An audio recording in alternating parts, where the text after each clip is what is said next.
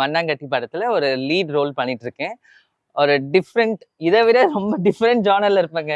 இதுலயாவது நான் இப்படி அப்படி ஏதோ டிஃப்ரெண்டா இருக்கு இல்லையா? நயன்தாரா மண்ணாங்கட்டியில வந்து டோட்டல் டிஃப்ரெண்ட் நானு. என்ன கேரக்டர்?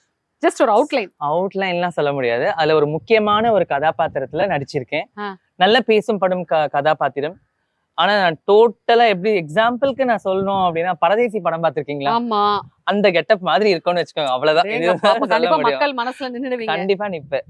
ஏன்னா அந்த படத்துக்கான ஒரு முக்கியமான ஒரு கதாபாத்திரமே ஒரு நல்ல விஷயம் என்னால ரிவீல் ஆகும். அதனால இட்ஸ் ஓகே, நல்ல படம். எப்படி இருந்துச்சு ஒரு ஃபீல்? ஏன்னா நீங்க வந்துட்டு நடிக்கணும்ன்றது உங்களோட ஆசை. அத நிறைய இன்டர்வியூஸ்ல பாத்திருக்கேன். சோ இன்னைக்கு லேடி சூப்பர் ஸ்டார் கூட நடிச்சதுன்றது வந்து ஒரு மிகப்பெரிய ஒரு விஷயம். சோ அந்த எக்ஸ்பீரியன்ஸ் எப்படி? எக்ஸ்பீரியன்ஸ் எப்படி இருந்ததுன்னா, நான் ஃபர்ஸ்ட் எனக்கு திடீர்னு இதுவும் ஒரு டைமிங் தான் சொல்லலாம். நல்லா தூங்கிட்டு இருப்பேன். எப்பவுமே நல்லா சாப்பிட்டுட்டு நல்லா தூங்கிடுவேன் நானு. காலையில எழுந்துக்கும் போது ரொம்ப ஏர்லியெல்லாம் எழுந்துக்க மாட்டேன். திடீர்னு ஒரு கால், கண்டினியூஸா கால். யாரா இதுன்னு பார்த்தா ஒரு ஏஜென்ட் கால் பண்ணி, எங்க இருக்கீங்கம்மா அப்படின்ட்டு. என்ன சார், வீட்டுல இருக்கேன் சார். என்ன விஷயம்? ஒரு 1/2 hourல கிளம்பி வர முடியுமா? நான் என்ன விஷயம் சார்? இல்லம்மா இது மாதிரி நயன்தாரா படத்துக்கு வந்துட்டு ஒருத்தவங்க வரேன்னு சொல்லிட்டு லாஸ்ட் மினிட்ல வரலன்னுட்டாங்க, நீங்க பண்ண முடியுமா அப்படின்னாங்க. என்ன சார் இப்படி சொல்றீங்க? உண்மையாவே யார் படம்? நான் நயன்தாரா மேமோட பெரிய ஃபேன், உங்களுக்கு தெரியும்.